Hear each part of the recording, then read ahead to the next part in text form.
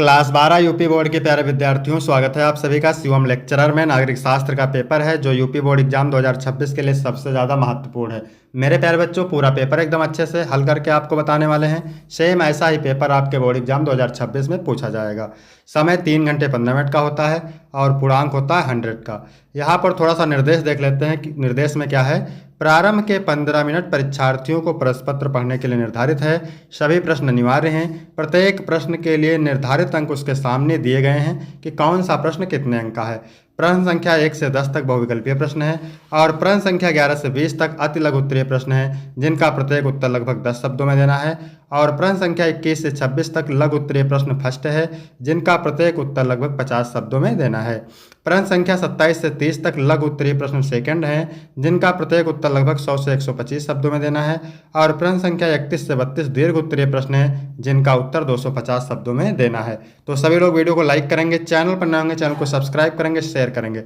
चलिए वीडियो को शुरू करते हैं। सबसे पहले बहुविकल्पीय प्रश्न, इसमें 10 बहुविकल्पीय प्रश्न है एक एक नंबर के। तो प्रश्न नंबर 1 है, रूस में किस वर्ष साम्यवादी क्रांति हुई थी? 1967 में, 1912 में, 1917 में, 1991 में। कमेंट करेंगे रूस में किस वर्ष साम्यवादी क्रांति हुई थी? तो 1917 में। रूस में साम्यवादी क्रांति 1917 में हुई थी। इसके बाद दूसरा क्वेश्चन है, maastricht संधि पर हस्ताक्षर कब हुई? 25 अप्रैल 1994, 25 फरवरी 2003, 7 फरवरी 1992, 25 दिसंबर 2005। तो maastricht संधि पर हस्ताक्षर हुआ था 7 फरवरी 1992 में, याद रखिएगा। निम्न में से किसकी पुलिस हिरासत में मृत्यु हो गई थी? चारू मजूमदार की, जयप्रकाश नारायण की, जगजीवन राम की, दत्ता सामंत की। तो पुलिस हिरासत में मृत्यु हुई थी चारू मजूमदार की, ए ऑप्शन राइट हो जाएगा। इसके बाद चौथा नंबर है मेरे प्यारे बच्चों, निम्नलिखित में से कौन नक्सलवादी आंदोलन का नेता था? चारू मजूमदार, जयप्रकाश नारायण, मोरारजी देसाई, दत्ता सामंत। चारू मजूमदार नक्सलवादी आंदोलन का नेता था।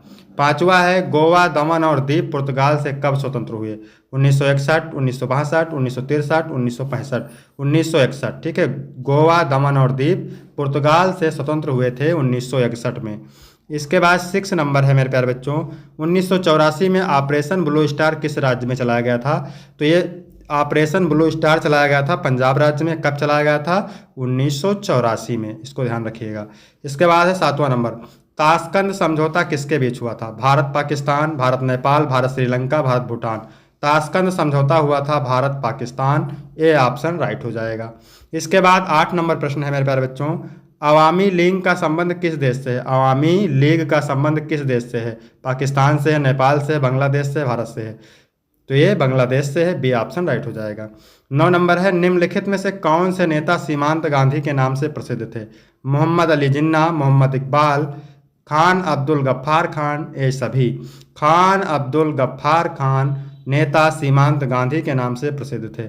इसके बाद 10 नंबर प्रश्न है मेरे प्यारे बच्चों, भारत में ऊर्जा संरक्षण अधिनियम किस वर्ष पारित किया गया? 2001, 2003, 2011, 2012। तो भारत में ऊर्जा संरक्षण अधिनियम पारित हुआ था 2001 में, ए ऑप्शन राइट हो जाएगा। इसके बाद मेरे प्यारे बच्चों अति लघु उत्तरीय प्रश्न है, ठीक है। उत्तर आपको एक वाक्य में देना है, यानी 10 शब्दों में देना है और प्रत्येक के लिए आपको 2 अंक मिलेंगे। आसियान के सदस्य देशों के नाम मोस्ट इंपॉर्टेंट है, तो Indonesia, Thailand, Malaysia, Singapore, Philippines, Vietnam, Myanmar, Laos, Cambodia, Brunei, ठीक है, याद रखिएगा इसको। इसके बाद 12 नंबर प्रश्न है, यूरोपीय संघ की स्थापना क्या क्या उद्देश्य था? यूरोपीय संघ की स्थापना का मुख्य उद्देश्य यूरोप में शांति, स्थिरता और आर्थिक सहयोग को बढ़ावा देना था। इसके बाद है 13 नंबर प्रश्न, लिट्टे के विषय में आप क्या जानते हैं? तो लिट्टे श्रीलंका में सक्रिय एवं उग्र तमिल संगठन था। यह संगठन तमिलों के लिए एक अलग राज्य की मांग कर रहा था, ठीक है। इसके बाद 14 नंबर प्रश्न है मेरे प्यारे बच्चों, विश्व स्वास्थ्य संगठन क्या है? इसका मुख्य उद्देश्य क्या है? विश्व स्वास्थ्य संगठन की स्थापना 7 अप्रैल 1948 को स्विट्जरलैंड के जिनेवा में की गई, जिसका उद्देश्य विश्व के लोगों के स्वास्थ्य के स्तर को ऊंचा करना था। फिर है एनपीटी का पूरा नाम क्या होता है? तो परमाणु अप्रसार निषेध संधि होता है। यहाँ पर इंग्लिश लिखी हुई है, आप देख सकते हैं। इसके बाद में मेरे प्यारे बच्चों 16 नंबर प्रश्न है, भारत के मूल निवासियों के लिए किस शब्द का प्रयोग किया गया है? भारत में मूल निवासियों को आदिवासी या जनजातीय कहा गया है, ठीक है।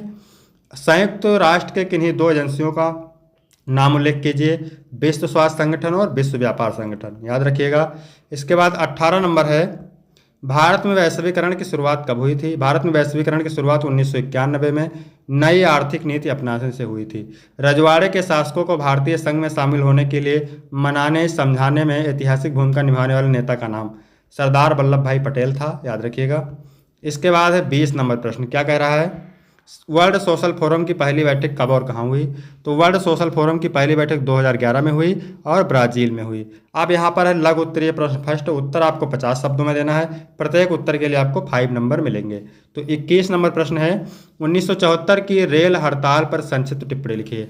तो 1974 की रेल हड़ताल भारतीय मजदूर आंदोलन का सबसे बड़ा संघर्ष था, जिसमें लगभग 17 लाख रेलकर्मी शामिल हुए।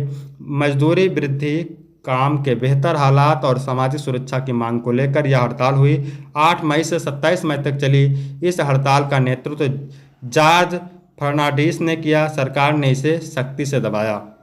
इसके बाद है 22 नंबर प्रश्न, बिहार आंदोलन का एक नोट लिखें। बिहार आंदोलन 1974-1975, जिसे जेपी आंदोलन भी कहा जाता है, लोकनायक जयप्रकाश नारायण के नेतृत्व में शुरू हुआ। यह आंदोलन भ्रष्टाचार, महंगाई और बेरोजगारी के खिलाफ था। छात्रों और युवाओं ने इसमें बढ़ चढ़कर भाग लिया। यह आंदोलन आगे चलकर आपातकाल 1975-77 का प्रमुख कारण बना। इसके बाद मेरे प्यारे बच्चों 23 नंबर प्रश्न है, 1985 के असम समझौते के परिणाम का वर्णन कीजिए। तो 1985 का असम समझौता असम आंदोलन का परिणाम था, जिसे केंद्र सरकार और आंदोलनकारी संगठनों के बीच हस्ताक्षरित किया गया। इसके तहत 1971 के बाद आए अवैध प्रवासियों को निर्वासित करने, असमिया संस्कृति की रक्षा और राज्य के विकास के लिए विशेष उपायों का प्रावधान किया गया। इसके बाद है 24 नंबर प्रश्न, क्या कह रहा है? जनता दल के बारे में आप क्या जानते हैं? तो जनता दल की स्थापना 1988 में विभिन्न विपक्षी दलों के विलय से हुई। इसका नेतृत्व बीपी सिंह ने किया। 1989 के चुनाव में जीतकर जनता दल ने सरकार बनाई, लेकिन 1990 में टूट गया। इससे राष्ट्रवादी जनता दल, आरजेडी जनता दल और समाजवादी दल जैसे दल बने। इसके बाद है 25 नंबर प्रश्न, राष्ट्र निर्माण से आप क्या समझते हैं? तो राष्ट्र निर्माण एक सतत प्रक्रिया है, जिसमें आर्थिक विकास, सामाजिक समरसता, राजनीतिक स्थिरता और सांस्कृतिक एकता के माध्यम से राष्ट्र को सशक्त बनाया जाता है। इसमें शिक्षा, बुनियादी ढांचा, कानून व्यवस्था और नागरिक सहभागिता महत्वपूर्ण भूमिका निभाते हैं, जिससे एक मजबूत, आत्मनिर्भर और प्रगतिशील समाज का निर्माण होता है। इसके बाद है 26 नंबर प्रश्न, आज का चीनी अर्थव्यवस्था नियंत्रित अर्थव्यवस्था से किस तरह अलग है? आज की चीनी अर्थव्यवस्था पहले ही नियंत्रित अर्थव्यवस्था से अलग है, क्योंकि अब इसमें बाजार आधारित सुधार हुए हैं। 1978 के बाद निजी उद्यम, विदेशी निवेश और निर्यात को बढ़ावा मिला। सरकार अब केवल प्रमुख क्षेत्रों को नियंत्रित करती है, जबकि व्यापार और उद्योगों को अधिक स्वतंत्रता दी गई है। इसके बाद है लघु उत्तरीय प्रश्न सेकेंड, ठीक है। उत्तर आपको 100 से 125 शब्दों में देना है, प्रत्येक उत्तर के लिए आपको 6 नंबर मिलेंगे। तो यहाँ पर है, साझी संपदा संसाधनों का क्या अर्थ है? उदाहरण देकर स्पष्ट कीजिए। साझी संपदा संसाधन वे प्राकृतिक संसाधन हैं जिनका स्वामित्व और उपयोग समुदाय या समाज के कई लोगों द्वारा साझा रूप से किया जाता है। ये संसाधन ना तो पूरी तरह से निजी होते हैं और ना ही पूरी तरह से सरकारी, बल्कि सामूहिक अधिकारों के तहत आते हैं। उदाहरण के लिए आप देख सकते हैं, ग्रामीण चारागाह, गांव में सामूहिक रूप से उपयोग किए जाने वाले चारागाह होते हैं। झीलें और तालाब सार्वजनिक उपयोग के लिए उपलब्ध जल स्रोत हैं। जंगल स्थानीय समुदाय द्वारा लकड़ी, चारा और जड़ी बूटियों के लिए उपयोग किए जाने वाले वन हैं। मछली पकड़ने के क्षेत्र, समुद्र या नदी के कुछ हिस्से जहां कई समुदाय मछली पकड़ते हैं। इसके बाद 28 नंबर प्रश्न है, क्या कह रहा है? नव अंतर्राष्ट्रीय आर्थिक व्यवस्था पर निबंध लिखिए। नव अंतर्राष्ट्रीय आर्थिक व्यवस्था, नव अंतर्राष्ट्रीय आर्थिक व्यवस्था एक वैश्विक आर्थिक ढांचा विकसित करने का प्रयास था, जिसे 1970 के दशक में विकासशील देशों ने प्रस्तावित किया। इसका उद्देश्य आर्थिक असमानता को कम करना और न्याय संगत वैश्विक व्यापार व्यवस्था स्थापित करना था। इसका उद्देश्य क्या है, यहाँ पर आप देख सकते हैं, विकासशील देशों को आर्थिक स्वतंत्रता देना, व्यापार शर्तों में सुधार ताकि गरीब देशों को अधिक लाभ मिल सके, प्राकृतिक संसाधनों पर संप्रभुता और निष्पक्ष मूल्य निर्धारण, नवीनतम तकनीकों तक समान पहुंच, वित्तीय संस्थाओं में भागीदारी बढ़ाना जैसे IMF और विश्व बैंक में सुधार। प्रभाव और सीमाएं क्या हैं, इसको देख लेते हैं। हालांकि NIEO ने महत्वपूर्ण बहस छेड़ी, लेकिन विकसित देशों के विरोध और वैश्विक वित्तीय संस्थानों के दबाव के कारण यह पूरी तरह लागू नहीं हो सका। फिर भी इसने वैश्विक दक्षिण के देशों को एकजुट किया और आर्थिक न्याय की दिशा में प्रयासों को प्रेरित किया। इसके बाद 29 नंबर प्रश्न है, पंचवर्षीय योजनाओं की मुख्य विशेषताएं क्या हैं? तो पंचवर्षीय योजनाओं की मुख्य विशेषताएं निम्न हैं। पहला है नियोजित विकास, आर्थिक और सामाजिक विकास को सुनियोजित तरीके से सुनिश्चित करना। दूसरा है निश्चित समय सीमा, प्रत्येक योजना 5 वर्षों के लिए बनाई जाती है। आर्थिक आत्मनिर्भरता, देश को आर्थिक रूप से मजबूत और आत्मनिर्भर बनाना। संतुलित क्षेत्रीय विभाग, सभी क्षेत्रों विशेषकर पिछड़े क्षेत्रों का समान विकास। गरीबी उन्मूलन, गरीबों के जीवन स्तर को सुधारने और रोजगार के अवसर बढ़ाने पर जोर। इसके बाद है कृषि और औद्योगिक विकास, कृषि उत्पादन में वृद्धि और औद्योगिकरण को बढ़ावा देना। सामाजिक न्याय, शिक्षा, स्वास्थ्य और समाज के कमजोर वर्गों का उत्थान करना। संसाधनों का उचित उपयोग, प्राकृतिक और मानव संसाधनों का दक्षतापूर्वक उपयोग करना। ये योजनाएं भारतीय योजना आयोग द्वारा बनाई गई थी और 2015 के बाद नीति आयोग ने इन्हें बदल दिया। ठीक है। इसके बाद 30 नंबर प्रश्न है, तिब्बत का पठार भारत और चीन में तनाव का एक बड़ा मसला कैसे बना? तिब्बत का पठार भारत चीन तनाव का कारण। तिब्बत का पठार राजनीतिक, भौगोलिक और राजनीतिक रूप से भारत चीन तनाव का मुख्य कारण है। 1950 में चीन ने तिब्बत पर कब्जा कर लिया, जिससे भारत के साथ उनका सीधा सीमा विवाद बढ़ गया। इसके बाद है अरुणाचल प्रदेश विवाद। चीन अरुणाचल प्रदेश को तिब्बत का हिस्सा मानता है और इसे दक्षिण तिब्बत कहता है। 1962 युद्ध, तिब्बत पर चीन के नियंत्रण के बाद भारत चीन सीमा पर संघर्ष हुआ, जिससे युद्ध छिड़ गया।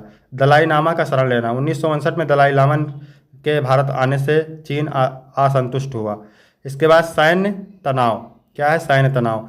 चीन तिब्बत में सैन्य गतिविधियां बढ़ाकर भारत की सीमाओं पर दबाव बनाता है। इसके बाद है दीर्घ उत्तरीय प्रश्न। ठीक है, उत्तर आपको 250 शब्दों में देना है। प्रत्येक उत्तर के लिए आपको 8 अंक मिलेंगे। 1975 में घोषित आपातकाल के सबकों पर एक संक्षिप्त निबंध लिखिए, अथवा वैश्विक पर्यावरण को बिना हानि पहुंचा आर्थिक विकास करने की विभिन्न देशों के सामने एक चुनौती है। इस कथन को उदाहरण सही समझाइए। इसके बाद 32 नंबर प्रश्न है, बांग्लादेश युद्ध 1971 की विवेचना कीजिए, अथवा जम्मू कश्मीर की समस्या का वर्णन कीजिए।